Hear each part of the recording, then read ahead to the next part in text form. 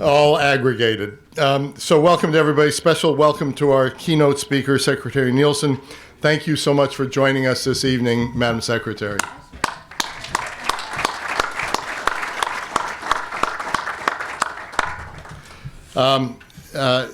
So I'm Fred Kemp. I'm President and CEO of the Atlantic Council. And on behalf of the Council, it's my pleasure to welcome you to tonight's planning dinner for the International Conference on Cyber Engagement. I'll come back to this later on, but like most males, I tend to use sports analogies in the wrong places. But when Catherine Latriante and the International Conference on Cyber Engagement had free agent status, we really wanted to capture this star and this franchise because it fits so well with all the work we're doing, but I'll come back to that in a second. But I want to use this moment, because I haven't been able to do it publicly, to welcome Catherine Latriante to the Atlantic Council.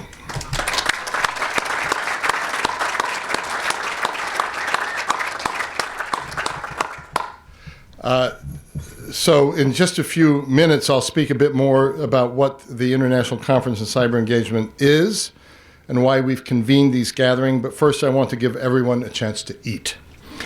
So please enjoy your meals, meet your dinner companions, and we'll move to the speaker program shortly.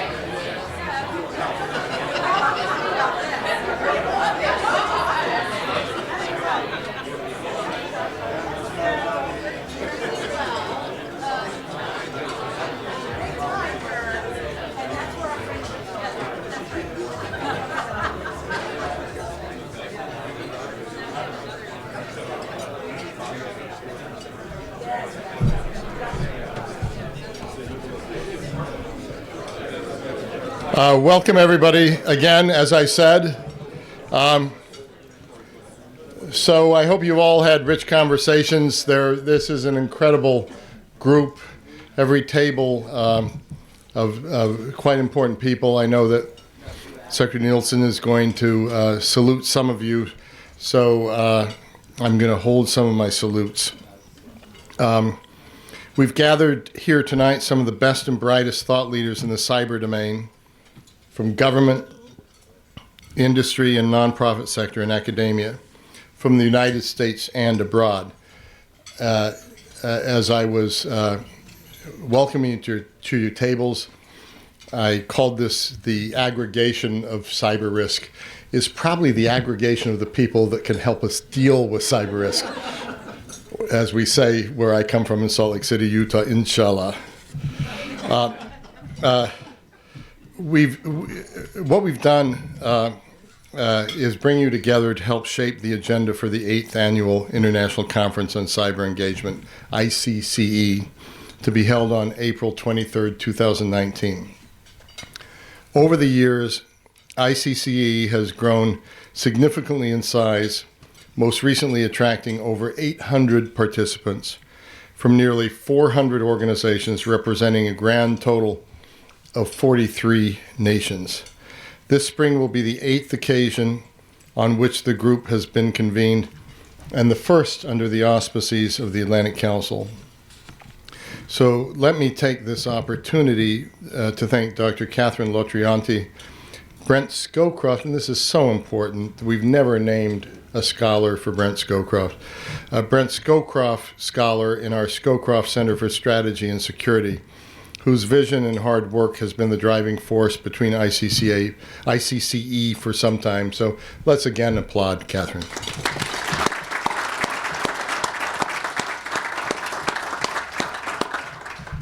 Thank you, Catherine, for choosing to bring this important gathering to the Atlantic Council and for all your work to pull together this dinner tonight.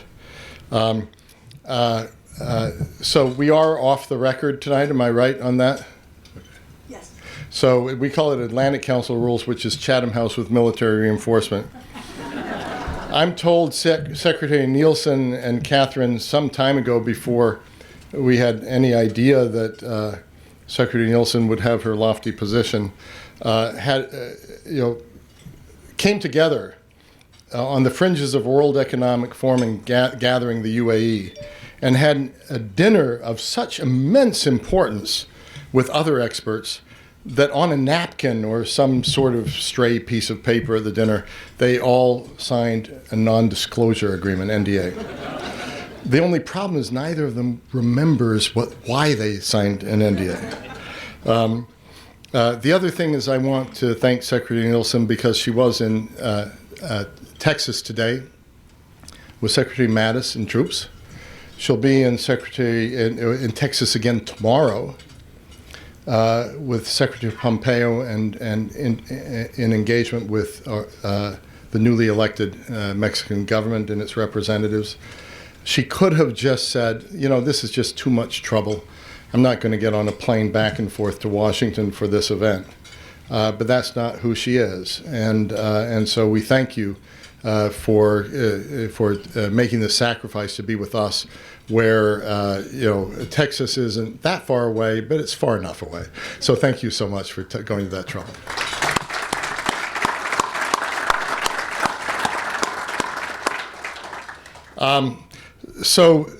With so many smart and individuals around the table and experienced individuals, this is a perfect primer to next year's broader gathering. Cyber issues transcend national borders and defy geographic divides.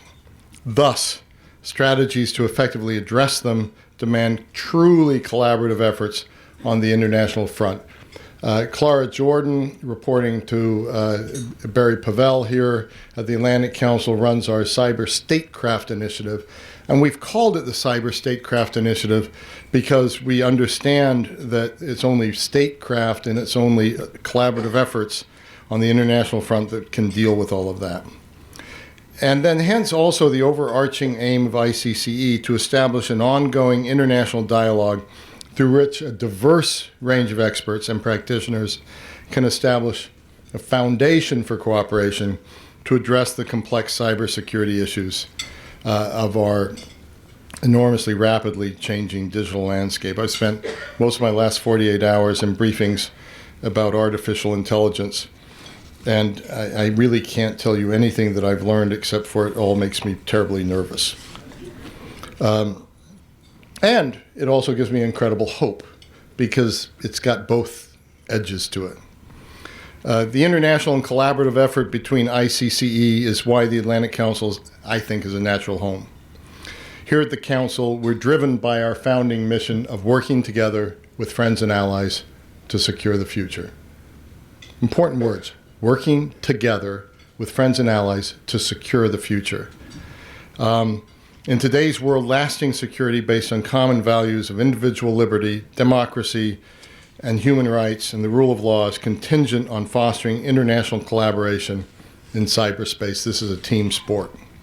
Our mission, just like the mission of the International Conference on Cyber Engagement, has never been more urgent. And at tonight's planning dinner, we have no shortage of timely issues on the table. The reemergence of great power competition and potential conflict, if not yet kinetic, certainly in the cyber field. Software and hardware supply chain security, disinformation campaigns, where our Digital Forensic Research Lab has taken a leading position, election security, cross-border data flows, and then much more, as I said, dealing with the emergence of AI.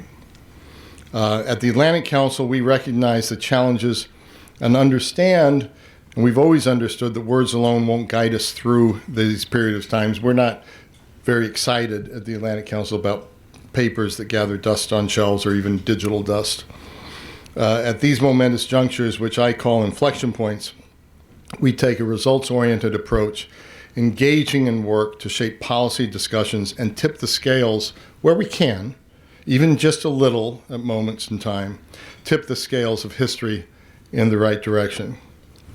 Through the projects we execute, the ideas we promote, and the communities we build, you're not just here at a dinner, we hope you're a community. We are committed to our mission of promoting constructive U.S. engagement alongside friends and allies to a more secure future. Events such as this are more than a passive discussion for us. We use them when we can and when we see ideas we want to move forward, to move the needle on issues that matter and to affect real change. So to begin tonight's discussion, I'd like to again extend a special welcome to our distinguished speakers, the Honorable Kirstjen Nielsen and Dr. Catherine Lotrianti. Secretary Nielsen is the United States Secretary of Homeland Security, as you know. Prior to this appointment, she served as White House Deputy Chief of Staff and as Chief of Staff to then Secretary of Homeland Security John Kelly. She has served in a range of public and private sector capacities. And I really love this kind of CV because I think we always talk about public-private cooperation, but I think it's best when it's embodied in a human being who's doing both and has done both. And she's served in a range of public and private sector capacities in the realm of Homeland Security, to include as founder and president of Sunesis Consulting LLC. And you may want to share a couple of sentences of why Sunesis. We talked about the Greek meaning of that word, and it seems to say everything you want to say about the cyber world. It was a private consulting firm focused on preparedness, strategies, policies, plans, tools, and tabletop exercises to prevent, protect against, and respond to catastrophic events. And then she was general counsel and president of the Homeland Security and Private Sector Preparedness Practice at Civitas Group, a strategic advisory and investment firm focused on homeland and national security. In 2004, Secretary Nielsen was commissioned by President Bush to serve as special assistant to the president for prevention, preparedness, and response on the White House Homeland Security Council, where her responsibilities included the development, coordination, and oversight of U.S. government homeland security policy. So thank you so much for taking the time to join us this evening from Texas to Texas. It's also my privilege to welcome Catherine, the Scowcroft Scholar with the Cyber Statecraft Initiative in our Scowcroft Center for Strategy and Security. She's the founder and former director of the Cyber Project at Georgetown University, and has previously worked at the White House and Central Intelligence Agency, most importantly for us, for many years with General Brent Scowcroft, an inspiration and a mentor to many of us here in this room, particularly me. Finally, I'd like to remind everyone that tonight's dinner is Atlantic Council rules, Chatham House with military reinforcement. Feel free to be as open and frank in discussions as you wish. You can go on social networks and say incredibly positive things about the Atlantic Council, but please don't attribute any quotes or remarks, and just from questioners or from our speaker. So we ask you to respect that the conversation and the speech are off the record. And so thank you all for your invaluable support for this very important initiative and for your input to our work as part of our community. With that, Secretary Nielsen, the floor is yours.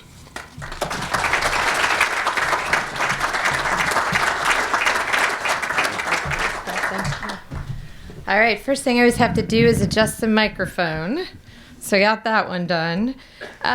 I can talk about cyber all day long. So I have been asked to read some remarks that I don't end up inadvertently taking all of the time. My staff knows that if you just put me in front of a microphone, it's go time, and I could talk about cyber all day long. So I want to thank everyone for inviting me. It is my pleasure to be here. It was my pleasure to fly back from Texas and to be able to spend some time with you tonight. I want to thank the Atlantic Council and Fred. Fred and I have also had the pleasure of knowing each other for quite some time and talking about cyber and other global risks and talking about different ways at which our unipolar moment as a country is now threatened. And I have always valued his insights, and I appreciate you having me here. Thank you. Of course, I want to thank the important role of the International Conference on Cyber Engagement. This is one of the entities that I love to brag on. It plays an extraordinarily important role in rallying key stakeholders. And, you know, these problems in cyberspace are tough. They require all of us. They require us to think outside the box, and they require us to do so in collaboration. So I thank everyone involved in that. So, Catherine, want to, of course, thank you. You have been a driving force behind not only the conference, but you remain always a leading voice on these issues. I want to thank her personally for having me here. I respect the heck out of her. And I consider her a friend. I think we've geeked out talking about cyber on both coasts, in Abu Dhabi as well, although neither of us remember entirely that conversation. But it was very important nonetheless. And I hope that she will ask me both softball and interesting questions so we can dive into some things after I finish chatting. It's also truly heartening to see so many cyber leaders and former colleagues tonight. Truly, it is so meaningful to the Department of Homeland Security to see you still engaged. We value your experience. We value your expertise. So although I can't name everyone, of course, I want to recognize Secretary Michael Chertoff, who has been a mentor to many of us in the room and continues to be a leading voice in this area. To Tom Bossert, who I'm not sure where Tom is sitting, but I'm thrilled to have an opportunity to see him. Quite a treat. He and I go back to the days of early days of the Homeland Security Council when we were both trying to get the interagency to organize or reorganize around cyber. And so I appreciate his continued leadership. Also, my pleasure to see Michael Daniels and Melissa Hathaway. Thank you both very much for being here. I could go on, but I think I could easily end up reading the entire guest list. So if I didn't mention you, it's only in the interest of time and not because I do not extraordinarily value your partnership. So thank you all for being here. So if you're here, you are part of the fight, in my opinion, on the digital battlefield.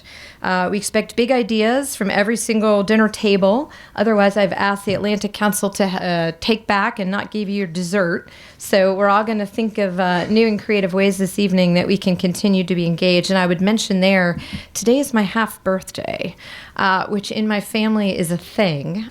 For those of you who have not started this tradition with your kids, I would maybe counsel against it. It lasts well into later in life. But my 9-year-old niece told me today that I had to promise her that I would either have dessert or participate in dessert. So hopefully we will get to the dessert part of this evening. So I want to give you a brief overview of some of the key efforts that we have underway in the cyber realm. And then I think Catherine and I are going to sit down and have a chat. So I want to begin with a few words about the news that really deserved the headlines this week. If you cut through all the noise, you probably saw this. Congress passed a bipartisan landmark bill establishing the Cybersecurity and Infrastructure Security Agency inside DHS. This marks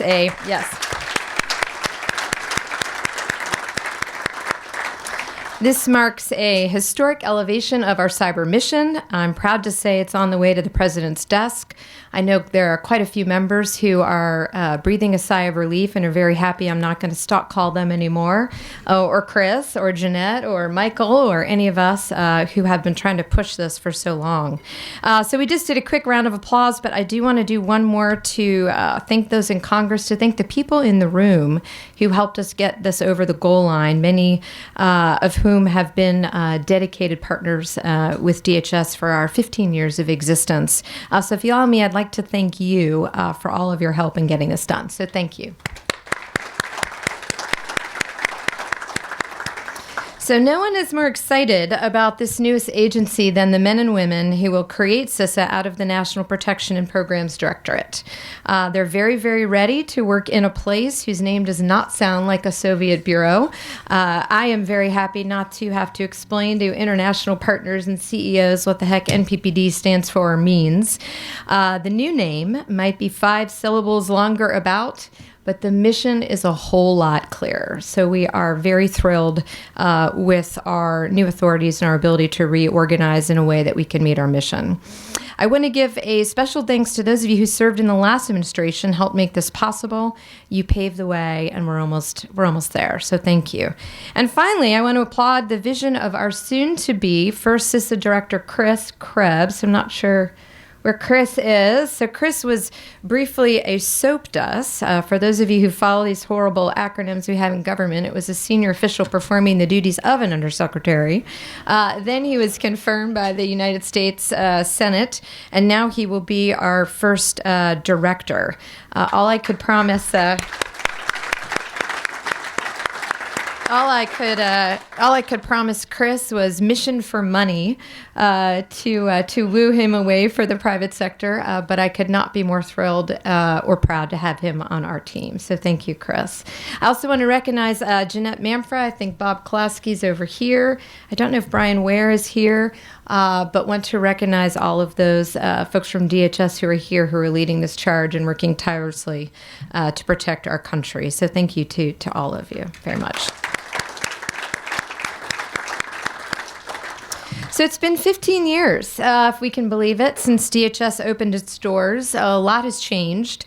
We are witnessing historic shifts in the threat landscape. Some of you have heard me speak about this much more broadly. We have the re-rise, as I refer to it, the re-rise of hostile states. We have the proliferation of transnational criminal organizations. We certainly are very active in the cyber field, and we have a whole bunch of emerging threats coming right at us as we work very quickly to get the authorities and tools that we need. I would also pause there to say we were able to finally secure authority to monitor, identify, and interdict drones in the U.S. homeland, which is another huge step forward. So the pace of innovation, or hyperconnectivity, some of you have heard me talk about this. I know Fred has. Our digital dependence. There are so many benefits to these things, but they have opened up cracks in our defenses. So these are new opportunities and new vectors through which nefarious actors can strike us. We must close them, we must mitigate them, and we must work together to make sure new ones do not emerge. The threats as I see them today as the Secretary are more numerous, more widely distributed, highly networked, increasingly adaptive, and incredibly difficult to root out. So we have a large agenda and much to do. The result is that we are in a pre-9/11 moment. The system is blinking red once again. You heard the DNI say that earlier this year with respect to critical infrastructure. I have expanded that and talked about the system blinking red across the cybersphere, if you will. And we are duty-bound to act, and to act decisively. When DHS stood up, the cyber attack surface was small. Major incidents affected perhaps a few 100,000 devices for those of us who were active at that time. But today, the battlefield extends into virtually every home, every business, every organization, and right into the palms of our hands. Attacks can impact millions of devices and result in billions of dollars of disruptions or damage in a matter of minutes. This is quite a change since DHS first took on this mission. Indeed, the viral spread of volatile malware has moved past the epidemic stage, and it's now truly in a pandemic stage with all that means. It's a worldwide outbreak of both cyber attacks and cyber vulnerabilities. And I hate to I always use the phrase Debbie Downer. I hate to be the Debbie Downer, but it's going to get worse. Today, more than 30 nation states have cyber attack capabilities, but sophisticated digital toolkits are spreading like wildfire to both state and non-state actors. And we see more and more people active nefariously in this area. What's worse, adversaries are not only trying to hack our devices, they are trying to hack our democracy. In just the time since I took office, we've seen rival nation states grow even more interested in meddling in our domestic affairs using cyber-enabled means. And nation states such as Russia, China, Iran, and North Korea continue to target our critical infrastructure with, frankly, reckless abandon. So what are we going to do about it? First, we've put forward a new strategy for a new age. In September, the president released the National Cyber Strategy, the first of its kind. It's broader than cybersecurity. It's meant to get at the heart of what we want the internet and cyberspace to be. And it complements the DHS cybersecurity strategy we released earlier this year. Together, the two documents spell out how we're changing the way the United States does business when it comes to defending our networks. In short, and this is the short version, we are implementing a collective defense posture to better crowdsource the protection of our systems. We're confronting systemic risk and moving away from a singular focus on the protection of specific assets and systems. We're implementing a policy of relentless resilience, recognizing that we must recover and innovate while under attack. This is not a question of prevention. This is a question of how long we can continue to provide an essential service while under attack. We're identifying upstream weaknesses before they have downstream consequences, and we're working with our partners to hold cyber attackers accountable. More than anything, I want to pause and emphasize this point. The days of cyber surrender are over. We can no longer afford to see how this will come out in the wash. The United States is replacing complacency with consequences, replacing nations' deniability with accountability. This starts by calling out network intruders. It continues when we punish them for bad behavior, and it ends when they have been deterred from engaging in future malicious cyber activity. We have a full spectrum of options, some seen, others unseen, and believe me, we're using them to fight back against digital hostility. We're also bringing stakeholders together like never before. Many of you have heard me talk about public-private partnerships. This is the core of what we do at DHS across all of our mission sets, but it's never been more important than when we face these cyber threats. In July, we hosted the first ever National Cybersecurity Summit. Thank you, some of you were able to join us there. What we aim to do is convene CEOs and top cyber minds throughout the country to really step back, look at this, and figure out new ways to do business. We agreed that we can't afford to defend ourselves in silos. If we prepare, as I often say, if we prepare individually in this environment, we will fail collectively. So in support of the administration's cyber agenda, I announced the launch of the DHS National Risk Management Center. This is a concept, something that I had been talking about for many years. It's a vision that now Director Under Secretary Krebs shares. And housed within the future CISA, the center will be a central hub for government and private sector partners to share information and better secure the digital ecosystem. So I've made it a top priority to broaden and deepen our cyber cooperation across government, with the private sector, and with our international allies. This includes new and novel partnerships with our good friends at the Department of Defense. I recently signed an agreement with Secretary Mattis to formalize many of these efforts, including joint planning against emerging cyber threats, enhanced information sharing, and mutual support for incident response. We put these efforts into action for the 2018 elections in support of state and local officials. For instance, thanks to trailblazing work between DHS, NSA, and other partners, our election infrastructure was protected against digital interference better than ever before. We also embedded 11 members of U.S. Cybercom with our cyber incident response team, and we had an agreement to access another 90 should the need arise. While we hope for the best, we did prepare for the worst. We're also looking for ways to improve the cybersecurity programs and services we offer to state and local governments more generally. This is another area I'd ask for your good thoughts and experience to help guide us moving forward. I recently asked our Homeland Security Advisory Council to spend the next 6 months evaluating our current support posture and to report back on actionable ways that we can improve our support. It was not too long ago I did a exercise in one of our states, and we came to the point in the exercise of reporting the cyber incident. And I was a little bit dismayed when the incident managers told me that their plan was for the citizens to call 911. Might not work exactly as we hope in that instance. So it's very important to work with state and locals to help them understand what they're up against and to have those roles and responsibilities built out ahead of time. So our goal is a lofty goal perhaps, but it's to give the American people confidence. Confidence in the systems they rely on, confidence their information is safe and remains accurate, and confidence that their government is doing everything possible to protect them. Since malicious actors can use computers from any part of the globe, ours is an inherently international mission that requires collaboration across borders. Our network defenders cannot protect systems without close foreign partnerships, which is why we've been stepping up global engagement on cybersecurity. Just this past week, I met with a range of allies from Europe to the Middle East to talk about how to intensify such cooperation, which can span from sharing threat indicators to exchanging best practices to exercises.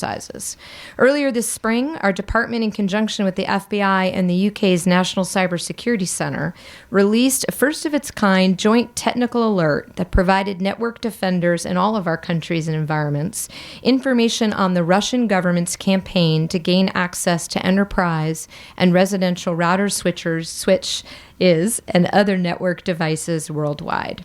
The announcement disrupted a malicious and ongoing cyber threat, and the public attribution would not have been possible without our international and close partnerships. We're also working with our allies to exercise our response to new and emerging threats. We've seen how quickly the malware can propagate against continents. For example, earlier this year, I held a series of exercises with our partners in the United Kingdom that focused on how we would jointly respond to a combined cyber and influence campaign targeting our election and screening programs. While it validated that our work over the past decade on maturing our cybersecurity collaboration has created repeatable processes, which is very important, and processes that can scale, it also showed us that we have a lot more to do to address the pernicious threat of disinformation. And I might add, we need to do some further aligning on our cyber threat level schemas so that we're all on the same page with what it means when we're at a heightened threat. In these efforts and in all of our efforts, we seek to raise the collective security of our global cyber infrastructure. Government and industry must work together more than ever if we're serious about collective defense. Our agility and resilience in responding to these threats, along with our ability to seamlessly work with our global partners, will continue to help improve our collective defense. So here is my call to action. Whether you represent a government, the private sector, civil society, academia, a think tank, I ask that you continue to partner with us to improve the global cyber ecosystem. What does that mean in practice? It means signing up for our automated indicator sharing programs so that we can crowdsource our response as our adversaries increasingly crowdsource their attacks. It means joining an ISAC. If you haven't already joined one, please do so. We just had an amazing success in standing up the election infrastructure ISAC, the fastest growing ISAC that we have ever seen, so that you and your peers benefit from each other's expertise. It means taking part in exercises so that our response is built into muscle memory and not made up on the fly. It means raising awareness. We just had National Cybersecurity Awareness Month. A joke that I make, but it's not a joke, is how many folks came up to me that month when I talked about the importance of passwords to ask me if you put a capital P in password, if that will count. No, doesn't count. Still doesn't count. Don't use password, capital P or not. Raising awareness is very important. Innovating. We need you to help innovate against this threat. And finally, it means working with us at the NRMC as we seek to identify critical functions and understand the implications and downstream effects of complex attacks. At DHS, we're working to secure today and defend tomorrow. Ahead of us lie not only great challenges, but even greater opportunities. Cybersecurity will remain a shared responsibility across the community, and I look forward to collaborating with each and every one of you in this room as we meet these challenges head on.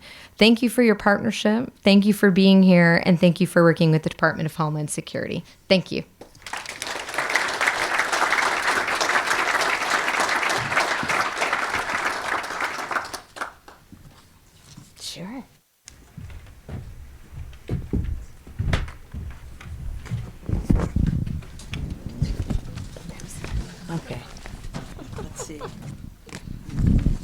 Is this on? Yes, it is.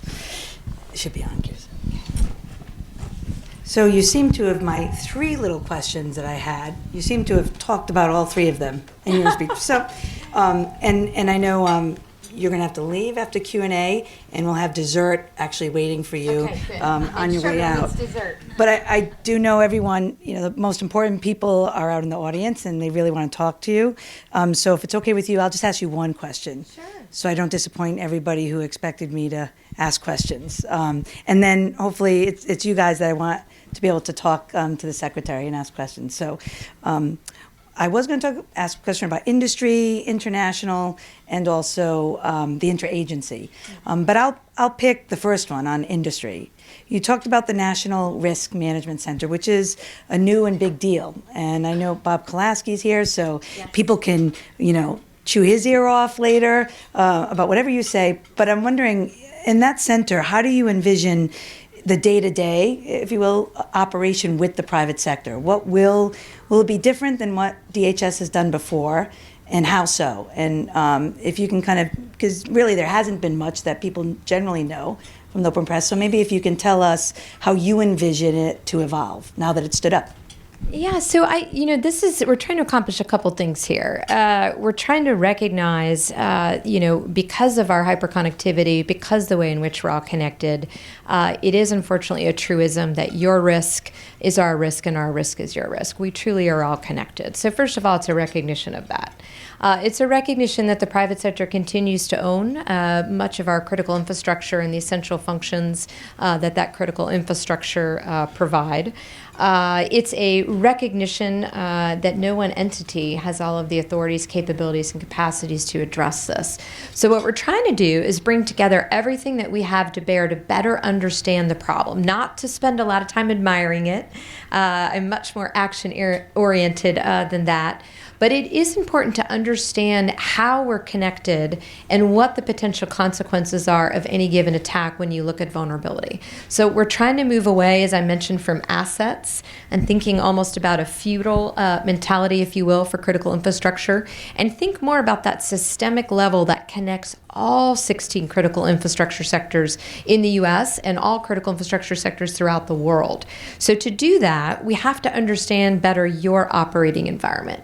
We have to understand better what you're seeing, and we have to better understand what you need. So this is a little bit of help us help you, so that we can sit together, we can look at the intel that we're able to now provide from the intel community, to look at the threat indicators, to look at the patterns, to look at the trends, and to understand across the ecosystem where the vulnerabilities are that will cause a major outage. So I think what we'll see differently is a different focus. We'll focus on such systemic risks such as position, navigation, and timing. Many of us think of that when we're trying to use Waze to get somewhere quickly or Google Maps. But if any of you need surgery, today in most hospitals, you will need access to P&T for microsurgery. If you would like your bank account to settle after a particularly large deposit, you will need a P&T system to be able to settle that bank account. Certainly if you fly, other parts of the transportation system, as we know. So this is a risk that goes across sectors, and we have to make sure that we have the redundancy and resilience built in. So different focus. We're beginning with a tri-sector working group. We're looking at comms, finance, and energy and how they interrelate. We're working with our interagency departments. And we're working with many of you, which again, I'll just pause and say thank you. But there's a lot to do to understand better how these attacks can promulgate across the system, and that's what we're seeking to do. Well, thanks. I've learned one thing, particularly with the center. Before the secretary's name became the secretary, she was called Kirstjen, and she was talking about, maybe not in the same amount of detail you talk about the center now, but you were talking about this a lot. And I remember saying, well, that's a nice, interesting idea.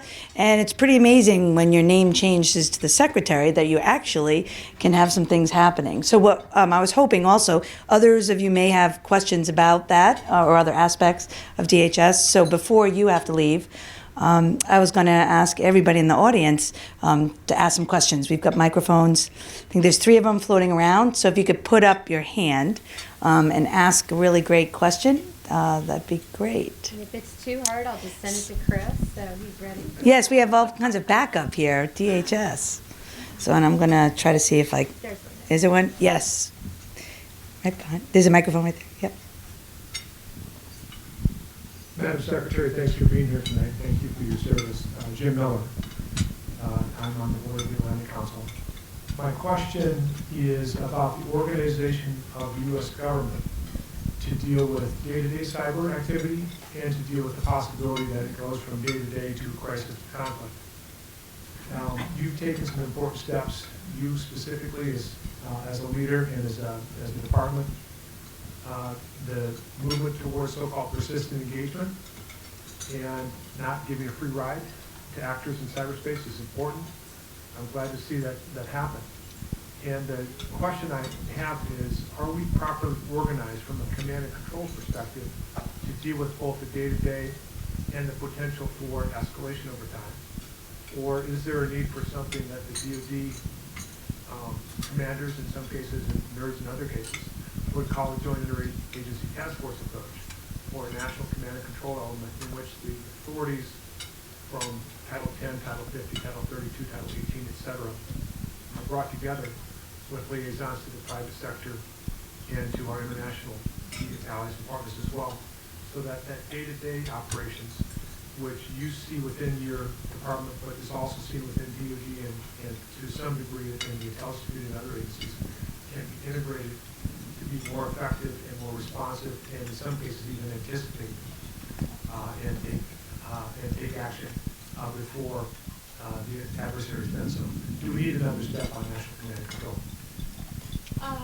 Great. Oops, sorry about that. Great question. Here's what I would offer. First of all, nobody would be surprised to know we still have a proliferation of policy coordinating committees. Some are very helpful. Some are the good idea fairies, and we need to streamline that a bit. But in terms of the interagency in general, we have very strong connectivity at a technical level. More so, I mean, we have evolved and matured as a department thanks to those who came before us and those who are there now. This MOU that I kind of casually mentioned with the Department of Defense is actually quite a big deal. It gives us not only access to surge capability under various titles that you mentioned, but it also brings to bear capabilities that we do not have at DHS. So we're really moving towards one mission, one fight, unity of effort. In terms of the other departments, I know Brian and others are here from Treasury, other departments. We're working closer than ever, both technically through the NCIC, which is sort of our hub, as you know, for working with all of our sector-specific agencies, but also on network defense in general at the federal level. But we also are working with them on the policy side in terms of attribution, in terms of sanctions, in terms of holding nefarious actors accountable. The interagency task force model itself is one that I'm a big fan of. We are looking for ways to come up with more of a joint mission within the Department of Homeland Security. I often use the example of the Joint Interagency Task Force out of Key West that works on the TCO problem and the drugs and all the violence that goes with that. But we have an amazing amount of capability within the Secret Service. We have an amazing amount of capability within ICE that actually has the National Cyber Crime Center, as you know.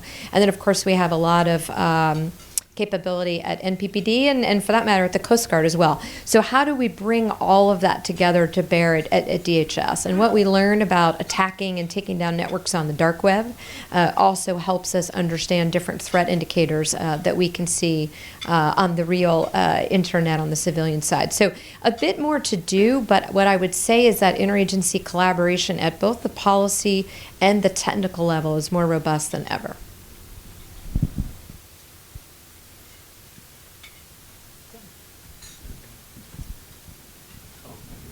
Hi, Jim Lewis. Nice to see you. Thanks for coming.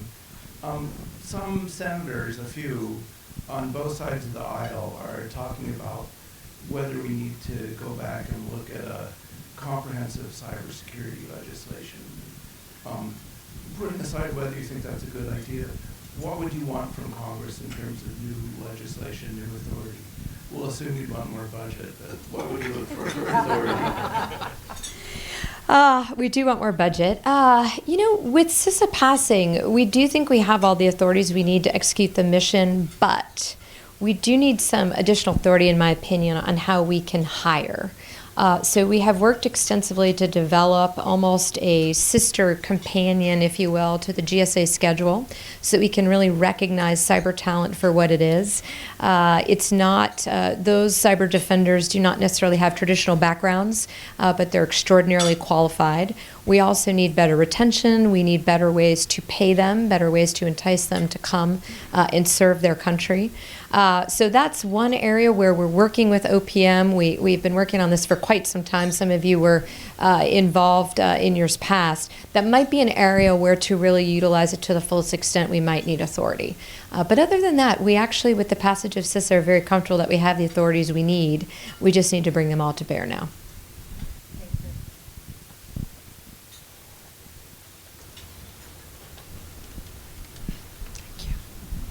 Good evening, Madam Secretary. Good to see you again. I'll greet you as I always do. Wahoo wah.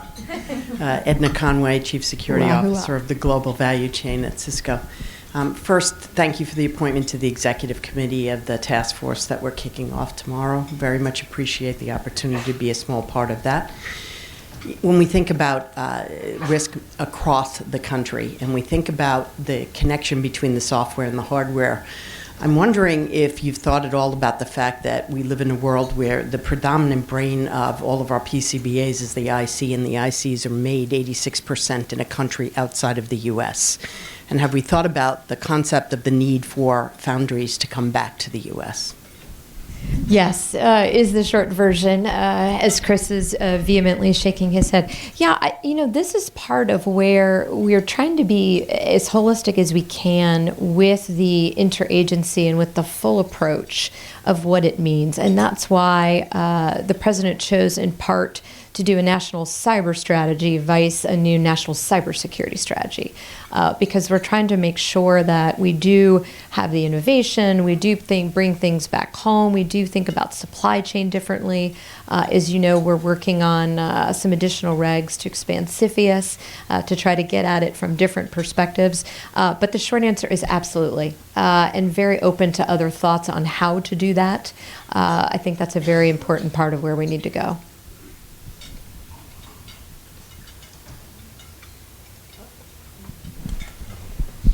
Madam Secretary, thank you very much for coming again tonight.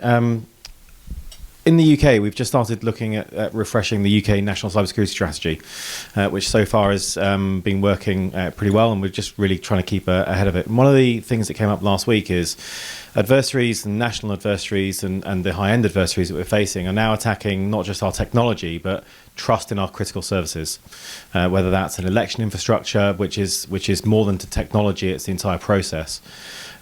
How do you see the challenge of not just securing our technologies for going forwards, but also securing consumer trust in that technology, especially at a time when we've really seen that resilience is the only way forwards, where we have to be able to bounce back from challenges and failures. How do you think that you might be able to approach that, and the US might be able to approach that challenge? Of that, I think, is awareness. And we certainly saw that throughout the election cycle, for example. We were trying to divide a very complex area into two areas. One, election infrastructure, which DHS had lead on in terms of supporting state and local officials. The other, this much more difficult to get your hands fully around foreign interference problem. Which with some nation states is not just related to elections. It's a campaign. It's a multi-level, multi-year, multi-generational campaign to change policies and to change the balance of power. So I think awareness with the American people is very important. Giving them tools to help themselves, giving them ways to audit the information, again, hearkening back to an example in the election, giving them ways to spot something that's suspicious. So, as you know, at DHS, if you see something, say something, but we're trying to translate that into what does that mean in the cyber realm, right? Just because you get the spinning wheel of death doesn't mean you've been cyber attacked, right? And we've got to divide out operability from cyber problems. But we want you to raise the flag, because that could also just indicate a vulnerability that somebody else could exploit. So some of it is awareness, but some of it, I think, is constant messaging and then recognizing where the areas are where that trust could be breached. So I worry a lot about the availability of data. I worry a lot about the integrity of data. Probably everybody in this room has received a letter that your PII has been stolen by somebody. Some of us are lucky to have stacks of letters if we've had secured clearances in the past. That will continue to happen, but what I worry about is when the data can be changed, and how do you get back to real, and how do you assure people that you have a way to do that. So that resilience that you mentioned, the redundancy, the having auditable systems across the board, being able to go offline if you do have a SCADA system, all of these things, I think, raise awareness and then educate on how we can have that second, third, fourth layer of defense.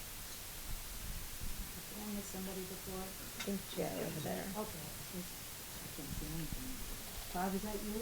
Did I miss Jay too? Jason. Bob Butler, just a quick question, Secretary. Just kind of taking it back to the conference idea in April, and where we're going with international cyber engagement. It was good to hear the question from our UK friends, but the ideas of building coalitions of interested parties with common interests. What are your thoughts going forward as we think about a world where we have such diverse interests, bringing both public and private sector together in a coalition of the willing, and the role of DHS in that space? So we are more and more active internationally in general. I talk a lot about how the away game and the home game are now one and the same. They're indistinguishable, and that's because the threats today really don't recognize boundaries. We have about 2,000 folks from DHS on any given day that are actually stationed abroad for that very reason, recognizing that our mission truly is international. The challenge that I find in talking to international allies, which I do consistently and constantly on cyber, is it depends a lot on the culture of the country as to how they approach this.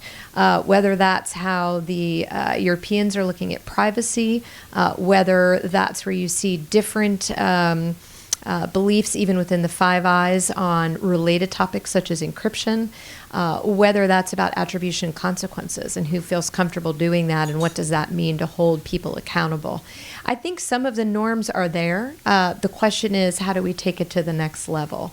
I know part of our approach has been to do as much as we can bilaterally, and in part that's to make sure that at the heart we do have that technical expertise, machine to machine, cert to cert lined up, and then build on that as we get into more sophisticated threats and sharing.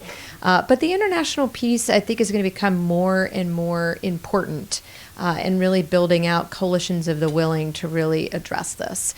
I mean, I was just struck. We just had a ministerial justice and home affairs with our European friends. We all agree. They're very concerned. They have an election coming up, as you know. They're all very concerned about nation-state interference. But what to do about it and how to do it is very different for the Europeans because it's decentralized. Right? Within the U.S., it's decentralized in a different way. State and locals run our elections, but we were able to provide support in a way that they worry they can't, even though they want to. So some of this is going to be working through common cause, recognizing what the common threats, common enemies are, if you will, and then finding the best way to work together. But culturally, I'm constantly struck by how different cultures result in a different approach to this. And I'll just add one more. Terrorist use of the internet. We have had amazing success in collaboration with companies within the United States to pull terrorist content off the internet. You've heard the statistics from Facebook, from Google, but the Europeans still believe that it has to be legislated. And as you know, they're planning on voting on that this summer. It's very difficult to legislate a very quickly emerging and moving threat. We know that. We have a bureaucracy in the U.S., but they do too.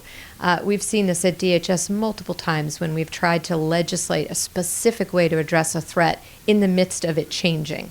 So I worry about that. I think that the voluntary nature in which we work with the private sector, for example, is very key to enabling them to continue to innovate while also asking them to continue to raise the baselines and being very specific with metrics. But it's very cultural. So we just have to find that common cause and move forward from there. We have one more time for one topic.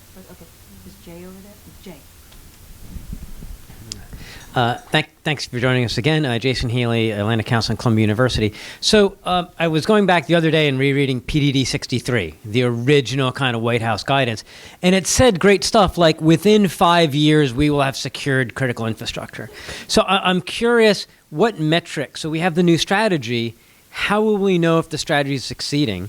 A narrower question, since you're here, this new strategy that will use offensive cyber operations to induce friction on the other side, and that will lead to stability. Is there a role for DHS in seeing if it is actually working that way, or if it is maybe inducing some adversaries to attack more than they would? Is there a role of DHS to be a balancer in that for DoD in that space? Thank you very much. So first, I would just remind everybody that Jay was at the White House implementing PPD 63. So, we could ask him how. I think the metrics have changed a bit, and here's why I say that. I do think it would be naive to pretend that we can prevent. And I even hesitate to use the word protect anymore. I do talk about security. I talk about resilience. Our British colleague over here used the phrase bouncing back. I usually talk about resilience in the sense of bouncing forward. Right? How do we innovate while? So I think, Jay, what I would say is the metrics are more around, for me, how can we ensure that essential functions continue to be provided? And what are those essential functions from a nationwide perspective? Because we can't protect everything, so we do have to prioritize. But those again, that systemic level, those essential functions, we see this in natural disasters every time. When they go down, communities have difficulty recovering. So my metric is to make sure that we have enough redundancy built in so that we are resilient in the face of an attack and we can mitigate and come back online very quickly. I can't give you a time frame for that, although within the natural disaster sphere, we are working on that. What would we expect state and locals and our private sector friends, what would be their metric to get a particular service back online? We then need to expand that as soon as we better understand what a full catastrophic event could look like in cyber. And your other question was remind me, because it was... the DoD strategies will use offensive cyber operations Yes. and to apply friction, and that will lead to more stability. Is there a role for DHS in seeing, yes, we are attacks going down on the United States, or we're seeing attacks going up, right? I mean, it can go either way. And is there a role for DHS in the balancer in that, or is that maybe more DNI that's going to be doing that, or is DoD itself going to be deciding if the strategy is working or not? So we have a place at the table. What we often do is provide our experience and expertise on what could happen if another part of our government decides to take an action. And that's not just DoD, but say, for example, Treasury decided to impose sanctions on a particular country. We come to the table and we say, okay, this is what we could see in cyber. Right? Because everybody at this point that has cyber as a possibility, it's a possibility. We've seen the will, we've seen the capability. So we advise on that. To use a term that Chris uses, we then go through the discipline of contacting partners, asking them to put shields up and just be aware, get ready. But I think the role that we play is helping, maybe it's balancing, as you say, but it's educating what the potential unintended consequences could be. Based on what we know, based on what we've seen, what do we think they might do in response, and how can we then prepare for that? Or does that lead to another conclusion as to a cause of action? But the good news there is between General Nakasone, between DNI Coates, between Director Ray, between Secretary Mattis, I'm talking to one or more of them every single day related to cyber to make sure that we stay connected and we really understand what it is that we're seeing. Okay, with that, unless you want to continue, I know your people want you out. So I'm going to bring you out to your dessert on your way out, but I want to thank you. Well, and if I could, I don't have a glass to raise, but I just want to raise it to you all, because I do mean very earnestly how much we are very thankful for your partnership, your thought leadership, your innovation. Expect a lot after you get your dessert. That's the price, right, Catherine? But look forward to working with you in the months and weeks to come at DHS, weeks and months and years to come at DHS. But don't hesitate to reach out to Jeanette, to Chris, to Bob with your ideas. We really would love to see you participate with us in the NRMC. I do think that is a fantastic collaborative space where we can really get a lot done. So thank you all for having me. Thank you for being here, and thank you for being such good partners. Yeah. Thank you.